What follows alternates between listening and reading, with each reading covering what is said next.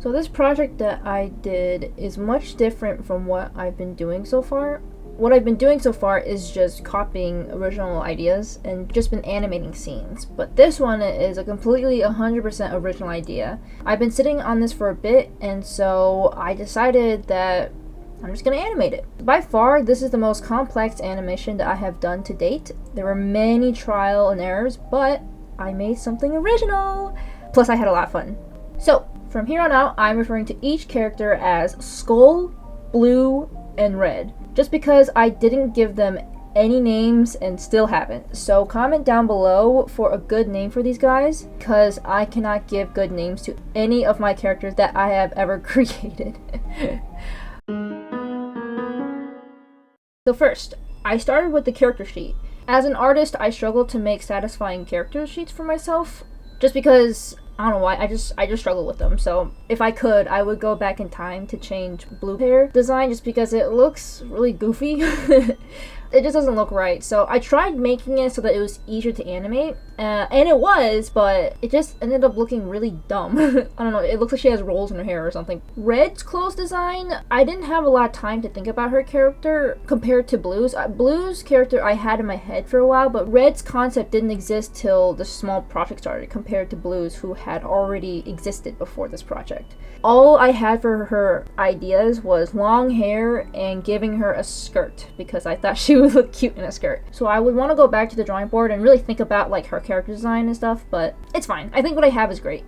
Skull's design was much easier compared to the other two, just because he's heavily based off of a Korean Joseon like military knight or military person. I should have wrote this down, but it's heavily based on some real life stuff. So if you googled like, I don't know, like Dynasty Korean knight, you would probably find his outfit, or loosely based. I kind of had to change it up a bit for this story. Yeah, anyways, I finished the character sheets. I don't even think I finished Red's character sheet completely, because I was like, we're only gonna see her for like 2 shots anyways, so we're moving on. After the character sheets, I moved on to storyboards, and while I was starting on storyboards, I was also simultaneously looking for music, because for my other projects, I found it extremely stressful to find the music after I had finished animating, just because like I'm not really good at like mashing together music together. Music is just not my expertise. Anything sound design, actually. That's like my weakest point in making these videos. I found the music before I started, and this was fantastic because I had a better time figuring out the timing, since I still struggle with timing in my animations, and music just helps with that. And plus, even if it was slightly off, I could still edit the music a little bit just so that I had something to work with. So this will definitely be a routine now, because music was so stressful before. Now I'm like, oh, this is chill now, so yeah. And next is a Blender background. Of course, because the first time I used Blender, I was like, holy this is so much better than my actual drawings. Plus, it's faster. And as per usual, I found a good tutorial on YouTube to make a decent background. So I basically just copied, it was mainly for the trees, because this whole thing takes place in a forest, and so I found one tutorial to make a good tree, and then I Control-D the absolute hell out of it. And so if you wanna create basically my same exact tree, check out this video because it's literally the same. I think I even took the leaf like PNG that they provided. So oh, one thing about the Blender backgrounds that I wish I did better on was the contrast with the background itself. So when you look at it by itself, it's okay, but it kind of gets muddled together in a strange way when you add in like the characters and stuff. I didn't realize that would happen until I put it all together. I did create like a rough background and characters just to know if it would match, and it did, but when I did the final product, it just didn't look good. And so not sure what went wrong there. I think the main problem was I didn't have a good focal point, like not considering the rule of thirds and stuff, and so I think that definitely made my background suffer, because if I didn't since I didn't have a good focal point, I didn't know where to place some of the lighting in some of those shots.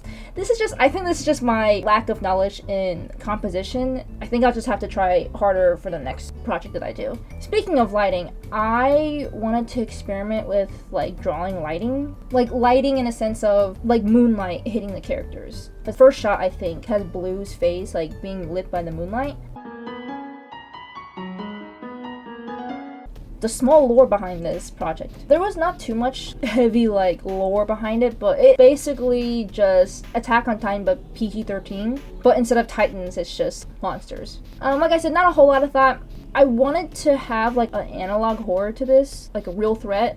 And oh my god, I didn't realize this, but like it's just really hard to draw analog horror. I was definitely inspired by Mandela Catalog, and so that's why I tried integrating that into my own world, but you know, I definitely need to get better skills at drawing analog horror before I actually start doing anything with that, so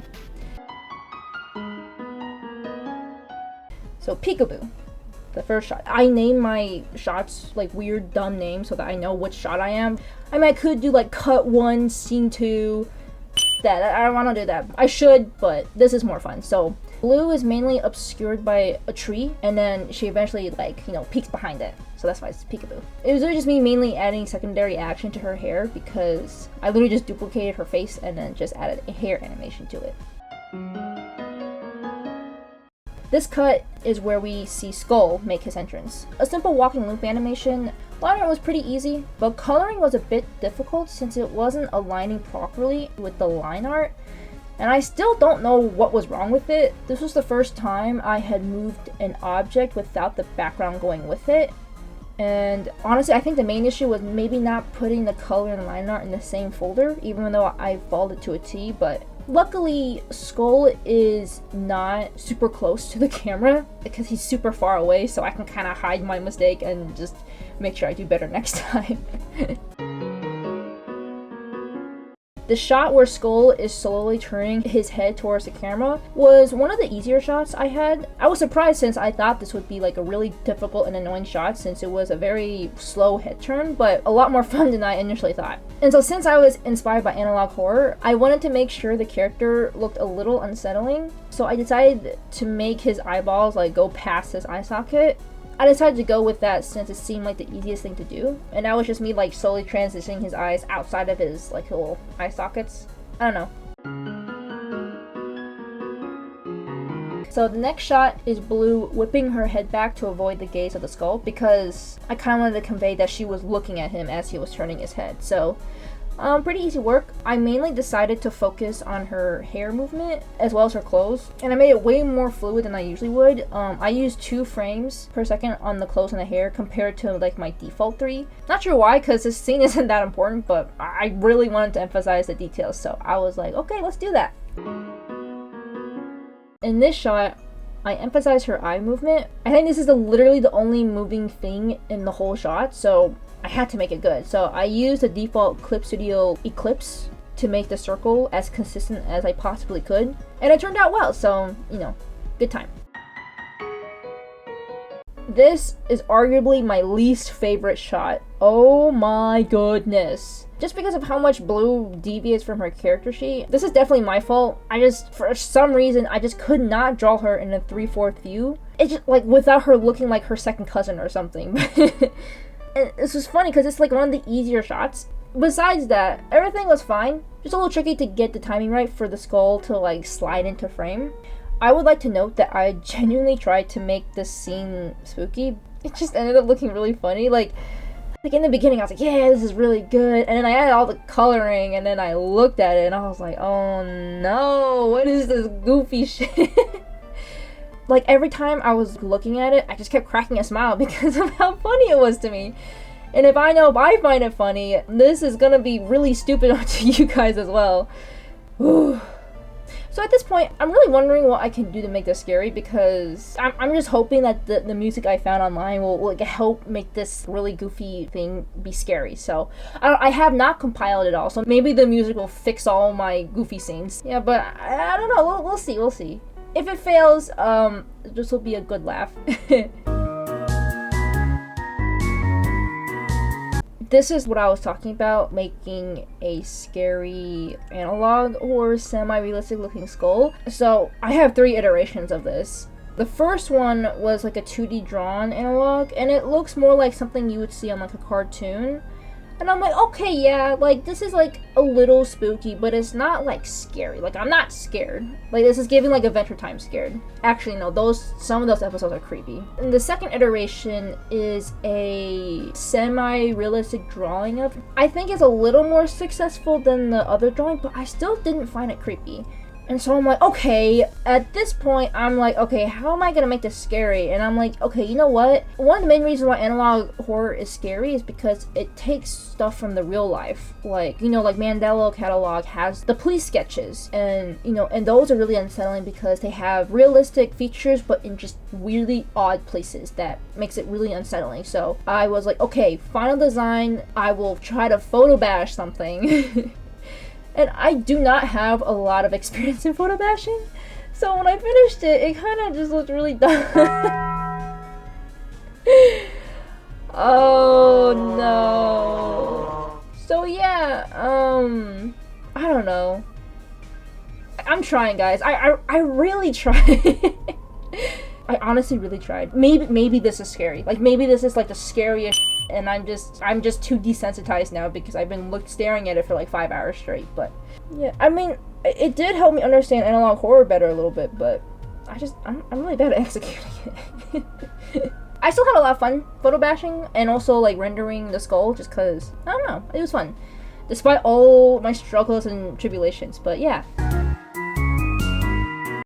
so now we have by far my most difficult scene that I had to do. This was originally 2 shots, but I realized that if I had merged the 2 shots together, I would have it be a more effective scene. But the issue was when I decided to merge 2 shots, I had already started animating. So I was kind of doing it at the same time, and because of it, I wasn't able to time it well, and I didn't have a strong idea for the timing. The end result kind of suffered a little bit for it. I mean, I think I did definitely fix it a bit, but it was just, my main thing was the arcs that the characters had was just a little iffy, especially for the girl, because the skull guy was just kind of like one easy swoop, but because Blue didn't have a nice arc, her animation did definitely suffer for that. And this is the reason why arcs are so important for animation, because if you don't have a smooth arc, your animation is gonna look really strange, even if you have good animation. So I would definitely approach this differently if I did this shot again. I learned a lot through this just because of how complex this was, especially for the coloring, because when I first started animating, I never really had to concern myself with color, but you know, now it's different with me adding color, and this made me realize that with 2 separate characters interacting with each other, like, you really have to consider whether some parts of the body should just be in their own separate layer or leave them as is. Because when you look at Blue's hand, like grabbing Skull's arm, you can really tell where I failed here, because basically I didn't have them in the same layer and I had them in different layers, and because of that it looks a little off. And also this shot was also difficult because most of the drawings I had drew were very unique. So usually, even though I do every single drawing, I can get away with holding a drawing or making a loop so that, you know, a 7-second cut really only took me like, you know, an hour to do because I could just make it a loop. While if that was the same time frame but having to do every single frame, that would take me 3 days. So it really depends on how you do it. So there was no shortcut for me for this shot. So I had to create, especially for Blue's, almost all of her shots were unique. I think there was only a few that I could like kind of cheat and copy, but most of the time it was purely unique. So that's probably why she looks a little goofy sometimes. While compared to the Skull, you can definitely see like him, you know, pausing at times because I'm like, I'm not gonna draw that. So this shot, I think in total almost took a week just because of, you know, animating and then coloring it all. I definitely feel like my inexperience cost me a lot of time. But yeah, but now I have more experience, baby. Let's go. Got like XP points over here. Open mouth. When Skull opens his mouth to reveal like his goop, I had a lot of fun making the goop in his mouth. The goop inspiration came from this webcomic called Dangun? I don't know. That. Bam, bam, bam. There we go. I liked how the artist in the comic drew the spirit's goop, and I wanted to somehow make something like similar because I feel like the author's world was kind of similar to mine. So I was like, okay, I kind of want to like use some of their stuff. The skull was a bit inspired by this comic a little bit, and then I also took inspiration from another source of media, which you guys will see pretty soon because it's very obvious where I got it from.